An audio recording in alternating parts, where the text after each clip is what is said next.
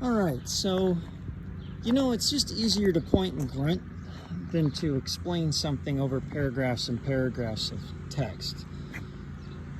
In my opinion, at least. So, I want to start out by saying my comments and opinions are not a criticism of how this dock was built. It was built the way you build docks and decks back in the day.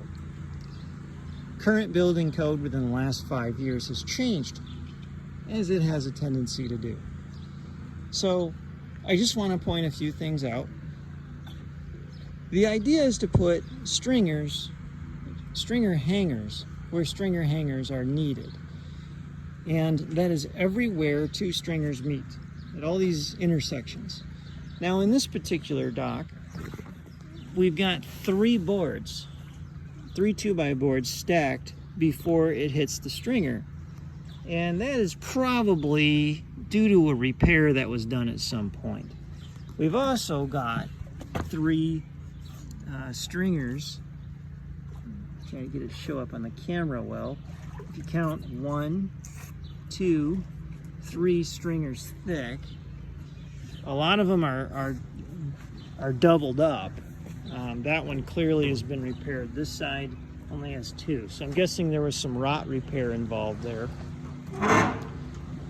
Another challenge we have is in some cases, like on Ashton's parking spot, there's this extra board down here. I'm guessing that's to keep the pontoon from going under. I'm not sure. But in order to put a stringer here on this piece where it's required, we got to move that fascia piece out of the way.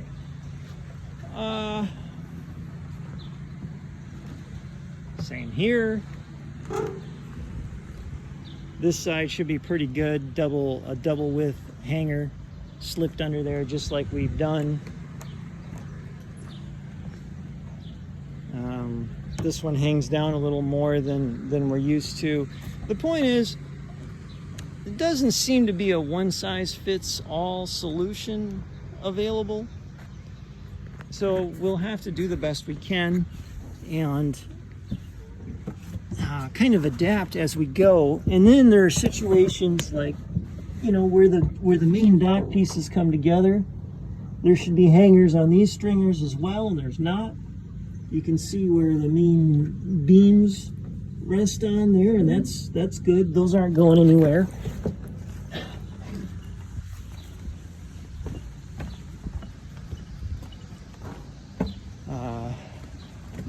Beck's parking spot should be pretty easy to reinforce, just like we did with the space between Owings and Moons. But out here at the very end, where these 2 dock pieces come together, again, it looks like it's been repaired many times. And there's some new wood in here to level it up.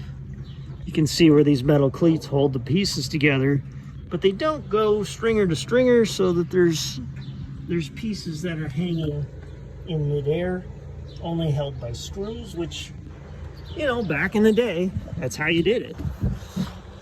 And in some cases, maybe it's fine. So